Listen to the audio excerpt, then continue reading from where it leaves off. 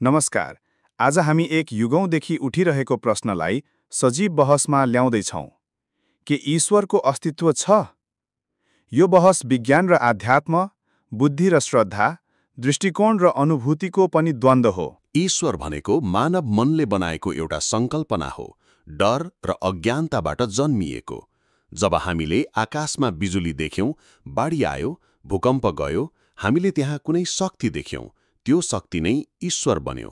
तर आज हामी जान्दछौं कि भूकम्प टेक्टोनिक प्लेट्सको कारण हुन्छ, रोगहरू ब्याक्टेरिया र भाइरसको कारण। प्रश्न उठ्छ, यदि ईश्वर छ भने यति धेरै दुःख किन? भूकम्पमा मर्ने बच्चा, बलात्कृत महिला, गरिबीमा डुबेका लाखौं, केही सबैको पछि कुनै न्यायोचित ईश्वर छ? कुनै पनि न्यायप्रिय र सर्वशक्तिमान ईश्वर यस्तो क्रूरता चुपचाप हेर्न सक्दैन। तसर्थ वा त ईश्वर छैन, वा यदि छ भने ऊ या त शक्तिहीन छ या त निर्दयी। माचियाभेलीले सही भने, धर्म सत्ता कायम राख्न बनाइएको मानसिक औजार हो। हामीलाई डराइयो नरकले, मृत्युले, ईश्वरको आक्रोशले। नित्सेले जब भने गॉड इज डेड, त्यसको अर्थ हो मानव अब आफ्ना निर्णयका लागि जिम्मेवार छ, ईश्वरको सहारा लिनु आवश्यक छैन। विज्ञानले देखाएको छ हामी अणुबाट बनेका छौं, क्रमिक विकासबाट आएको जीवन हो, हामी ब्रह्माण्डमा एक संयोग हौं, तर त्यो संयोग नै पर्याप्त रूपमा अद्भुत छ। ईश्वर हाम्रो मानसिक आवश्यकता थियो, आज त्यो आवश्यकता चुकिसकेको छ। विवेकजीले गहिरो प्रश्न उठाउनुभयो, दुःख र अन्यायको बीचमा ईश्वरको स्थान के हो? तर सत्य यही हो कि दुःख, करुणा र चेतनाको गहिराईमा पुग्न हामीलाई झस्काउने माध्यम हो। वैदिक दर्शन भन्छ संसार दुःखमय छ, तर त्यसको कारण हाम्रो अज्ञान अर्थात् अविद्या हो। कर्म र पुनर्जन्मको अवधारणाले हामीलाई यो देखाउँछ कि जीवन कुनै एकपटकको संयोग होइन, यो चेतनाको दीर्घ यात्रा हो। भौतिक शास्त्रले जति गहिरो पुग्छ त्यति नै यो प्रश्न उठाउँछ, किन अस्तित्व छ नै? बिग ब्याङ कसरी भयो भन्न सक्छ, तर किन भयो भन्ने उत्तर छैन। तपाईँ भन्नुहुन्छ चेतना मस्तिष्कको उत्पादन हो, तर चेतना त त्यो शक्ति हो जसले मस्तिष्कलाई पनि अवलोकन गर्छ। पतञ्जलिले योग सूत्रमा भने, द्रष्टा स्वरूपे अवस्थानम, जब चित्त स्थिर हुन्छ तब हामी आत्मालाई देख्छौं। यो अनुभव कुनै तर्कको परिणाम होइन, अनुभूतिको परिणाम हो। विज्ञान भनेको एउटा आँखाको चस्मा हो, तर सत्यमा पुग्न हामीलाई हृदयको आँखाको पनि जरुरत छ। प्रेम, संगीत, कला, कि यी सबै पनि न्यूरोकेमिकल रियाक्सन मात्र हुन्, कि तिनको मूलमा केही अवर्णनीय छ? ईश्वर भन्नु भनेको कुनै बुढो दारीवाला आकृति होइन, त्यो चेतना हो, सत्य हो र अस्तित्वको मूल सार हो, र अन्ततः हामी सबै त्यसै चेतनाको अंश हौं। नेपालमा एउटा गहिरो मनोवैज्ञानिक यथार्थ छ। जब कोही व्यक्ति निराश, दरिद्र वा अन्यायमा हुन्छ, उसलाई सत्यभन्दा पनि आशा चाहिन्छ, र त्यहीबाट जन्मिन्छ म भनेको त केही होइन, तर भगवानले हेरेको छ भन्ने विश्वास। तर के भगवान साँच्चै हेरेको हो? बालुवाटारमा भुस खानेलाई कहिल्यै वज्रपात पर्दैन, तर गाउँमा बुढी आमा मन्दिरको घण्टी बजाउँदै चिसो छाप्रोमा रात बिताउँछिन्। धर्म हाम्रो संस्कार होइन, हाम्रो आत्मत्यागको औषधि बनेको छ। हामी आफू प्रताडित भएर पनि भन्छौं सबै भगवानको इच्छा हो। यस्तो सोचले अन्यायलाई प्रोत्साहन गर्छ, प्रतिरोध होइन। र हेर्नुहोस्, शक्तिशालीहरू तिनको धर्म के हो? चुनाव नजिकिँदा उनीहरू मन्दिर जान्छन्, मन्त्र पढ्छन्, जात्रा गर्छन्, तर तिनको ईश्वर भनेको भीड नियन्त्रण गर्ने प्रविधि हो। धर्म भन्नु उनकै सत्ता टिकाउने रिमोट कन्ट्रोल हो।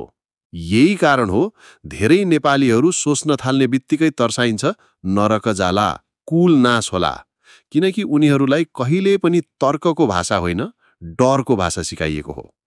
आधुनिक नेपालको निर्माणको अर्थ के? आफ्नो विवेक प्रयोग गर्नु, न कि भगवानलाई चिठी लेखिरहने। विवेकजीले उठाउनु भएको बुदा यथार्थ छ। शक्तिशालीहरूले धर्मको नाममा जनतालाई ठगे, यो साँचो हो, तर त्यसले धर्मको मर्म परिवर्तन गर्दैन, केवल त्यसको प्रयोगको विकृति देखाउँछ। धर्म भनेको कुनै पावर टुल होइन, यो त आत्मा साक्षात्कारको यात्रा हो। शक्ति प्रेममा होस् न कि भयमा, यही हो सत्य धर्म। अब प्रश्न उठ्छ, गरिब, दुखी, बेसहारा मानिस किन भगवानमा विश्वास गर्छन्? किनभने त्यो विश्वासले उसलाई बाँध्दैन, त्यो विश्वासले उसलाई टिकाउँछ।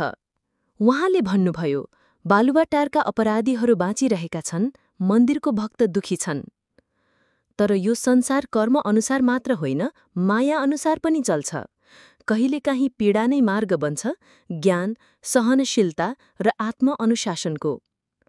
निटेशले भने, गॉड इज डेड। तर त्यसपछि के भयो?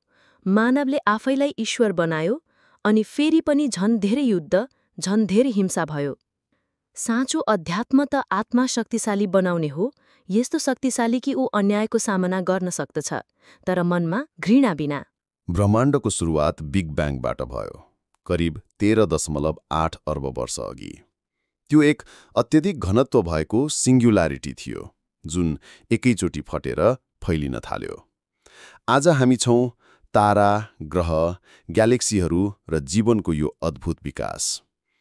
सवाल उठ्छ कि यो सबै कसैले बनायो? उत्तर, बनाउनु परेन। नियमहरू जस्तै ग्राभिटी, एन्ट्रोपी, इभोल्युसन स्वाभाविक रूपमा काम गर्छन्। के ईश्वरले बनाइदिएको नियम हो त? होइन। भौतिक शास्त्र भन्छ यी नियमहरू ब्रह्माण्डसँगै उत्पन्न भए। यसको मतलब कुनै बाह्य सृष्टिकर्ताको आवश्यकता नै छैन। अब चेतनाको कुरा गरौँ। हामी के हौँ? अर्बौं न्युरानहरू, तिनको जटिल संयोजन, त्यो हो चेतना। जसरी एउटा क्यामेराले दृश्य कैद गर्छ, मस्तिष्कले अनुभवहरू प्रोसेस गर्छ। यदि चेतना कुनै अलौकिक शक्ति हो भने मस्तिष्कमा चोट लाग्दा चेतना किन हराउँछ? एउटा मानिसको आत्मा कहाँ जान्छ जब ऊ अल्जाइमर्सले आफ्नो नाम समेत बिर्सन्छ? हामी जीवनलाई रहस्यमय मान्न चाहन्छौँ, तर रहस्य स्पष्ट भएपछि त्यो चमत्कार होइन, विज्ञान हुन्छ। कन्ससनेस पनि रहस्य थिएन, त्यो प्रक्रियाको परिणाम हो। थप कुरा फाइन ट्युनिङ भन्ने बहस ल्याइन्छ। यत्रो सन्तुलन कसरी भन्छन्? तर यो त भनिदिनु जस्तै भयो, मेरो हातको पन्जा चम्मा यत्रो स्मार्टफोन समाउन बनिएको रहेछ। हामी ब्रह्माण्डका लागि बनेका होइनौँ, हामी त्यस्तो ब्रह्माण्डमा हुर्कियौँ जहाँ जीवन सम्भव भयो। So let's stop projecting our fears and desires on the cosmos. सृष्टि कुनै योजना होइन, यो सम्भावना हो। विवेकजीले विज्ञानका रोचक कुरा उठाउनुभयो, बिग ब्याङ, न्युरोन, क्वान्टम। तर ती सबै कसरीको उत्तर दिन सक्छन्, किनको होइन? यदि सबै कुरा शून्यबाट आयो भने त्यो शून्य के हो? त्यस शून्यलाई सक्रिय बनाउने नियम कसले बनायो? जसरी एक गीतको सुर हुँदैन भने त्यो सुर बन्छ र सुन्न मिल्दैन, त्यस्तै चेतना बिना अस्तित्व अर्थहीन हुन्छ। हाम्रो दर्शनमा चेतना नै मूल तत्त्व हो। चेत, ब्रह्माण्ड पदार्थबाट बनेको होइन, चेतनाबाट बनेको हो। सर्वम खल्विदम ब्रह्म, सबै कुरा ब्रह्म नै हो। साइन्सले चेतना कहाँबाट आउँछ भनेर स्ट्रगल गरिरहेको छ। तपाईँ भन्नुहुन्छ न्युरोनको नेटवर्क चेतना हो। तर सवाल, त्यो न्युरोनले आफूलाई किन महसुस गर्छ? मसिन चेतना किन आउँदैन? हामीले विज्ञानलाई इन्द्रियहरूको सीमामा बाँधिदिएका छौँ, तर अध्यात्म त्यो 5 इन्द्रियभन्दा परको विज्ञान हो। ध्यान, समाधि, प्रज्ञा यी अनुभूति हुन्, कल्पना होइन। बौद्ध चिन्तनले शून्यतालाई अल्टिमेट रियालिटी मानेको छ। शून्य, जुन खाली होइन, सम्भावनाको चरम बिन्दु हो। यही शून्यबाट चेतना उत्पन्न हुन्छ, ब्रह्माण्ड फैलिन्छ। र तपाईँले फाइन ट्युनिङ मजाकको रूपमा लिनुभयो, तर हरेक संरचना यस्तो सन्तुलनमा छ कि सूर्य पृथ्वीभन्दा 1% नजिक वा टाढा भएमा जीवन सकिन्थ्यो। यो आकस्मिकता मात्रै वा कुनै बौद्धिक चेतनाले रचना गरेको डिजाइन? ईश्वर कुनै दाढीवाला देवता होइन, त्यो तपाईँभित्रको चेत, हृदयको शून्यमा सधैँ बोलिरहने मौन आवाज हो, जसले तपाईँलाई हुँ भन्छ। ज्ञान भन्नाले केवल अनुभव होइन, परीक्षणयोग्य तथ्यहरूलाई बुझ्न, दोहोर्याएर जाँच्न सकिने प्रक्रिया हो। हामी सबैले आआफ्नै अनुभूति गर्छौं, तर ती सबै बराबर सत्य होइनन्। कसैले सपना देख्छ कि उसले स्वर्ग देख्यो, तर त्यो के एक वैज्ञानिक प्रमाण हो? होइन। वैज्ञानिक विधि, साइन्टिफिक मेथडले जुनसुकै दावीलाई सन्देहको आँखाले हेर्छ, प्रमाण खोज्छ, र त्यही कारण आज हामी कहाँ पुगेका छौं? माइक्रोस्कोपदेखि टेलिस्कोपसम्म, इलेक्ट्रोनदेखि ब्ल्याक होलसम्म। श्रद्धा र अनुभूतिले अर्थ राख्छ, तर व्यक्तिगत स्तरमा तिनीहरू सार्वभौम सत्य होइनन्। हामी सबैका लागि मान्य हुने सत्य त्यही हो, जसलाई कसैले पनि जाँच्न सक्छ। र अर्को कुरा, के आत्मानुभूति भन्ने नाममा हामी सत्यबाट टाढा जान सक्दैनौँ? हजारौं धर्मगुरुहरूले अनुभूति दावी गरे, तर ती सबै सही छन् त? यस्तो सब्जेक्टिभ कुरा सत्यको आधार कसरी बन्न सक्छ? तसर्थ हामीले भन्नै पर्छ, विज्ञान र तर्क नै सत्यको आधार हो। बाँकी सबै कुरा प्रेरणा हुन्, कल्पना हुन्, तर प्रमाण होइनन्। विवेकजीले विज्ञानको शक्ति देखाउनुभयो, म पूर्ण रूपमा अस्वीकार गर्दिन। तर विज्ञानको दायरा त्यहीसम्म छ जुन 5 इन्द्रियले नाप्न सक्छ। तर जीवन त्यो होइन मात्र। जीवन त आँसुको स्वाद, मौनको अर्थ, प्रेमको स्पर्श हो। यी सबै कुरा विज्ञानले मापन गर्न सक्दैन, तर तिनीहरू छँदैछन्। विज्ञान भन्नु यन्त्र हो, तर अनुभव भन्नु यात्रा हो। जस्तै वैज्ञानिक प्रयोगशालामा माइक्रोस्कोप प्रयोग हुन्छ, अध्यात्मको प्रयोगशाला हो ध्यान। बुद्ध, पतञ्जलि र अद्वैत वेदान्त सबैले एउटै कुरा भन्छन्, सत्य बाहिर होइन भित्र छ, र त्यो सत्य अनुभूत गर्न श्रद्धा चाहिन्छ। अन्धविश्वास होइन, तर खोजप्रतिको प्रतिबद्धता।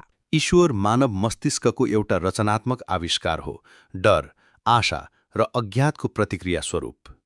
आज जब हामी ताराहरूको रासायनिक संरचना जान्न सक्छौं, चेतनाको मस्तिष्कमा उत्पत्ति ट्रेस गर्न सक्छौं, तब हामीले ईश्वरको जरुरत किन? जीवनको उद्देश्य आफूले आफ्ना मूल्यहरू सिर्जना गर्नु हो। यदि ईश्वर छैन भने जीवन अर्थहीन होइन, त्यो त अझ जिम्मेवारीपूर्ण हुन्छ, किनभने उत्तरदायित्व हाम्रो आफ्नै काँधमा हुन्छ। ईश्वर भन्नु रहस्यमय देवता होइन, त्यो चेतना हो जुन हामी सबैमा विद्यमान छ। विज्ञानले कसरी भन्छ, अध्यात्मले किन? दुःखको अर्थ, प्रेमको गहिराई, जीवनको मर्म, यी सबैको अनुभव ईश्वर हो। ईश्वरलाई प्रमाणले होइन, अनुभूतिले भेटिन्छ। जसरी फूलको सुवास कागजमा मापन गर्ने सकिँदैन, त्यस्तै आत्मा र परमात्माको अनुभव केवल मौन र ध्यानमा भेटिन्छ। दर्शकवृन्द, आजको यो बहसले कुनै अन्तिम निष्कर्ष दियो होला कि नहोला, तर एउटा कुरा चाहिँ पक्का छ, सत्य खोज्ने यात्रा तर्क र श्रद्धा दुवैबाट सजिन्छ। Don't forget to like, comment and subscribe.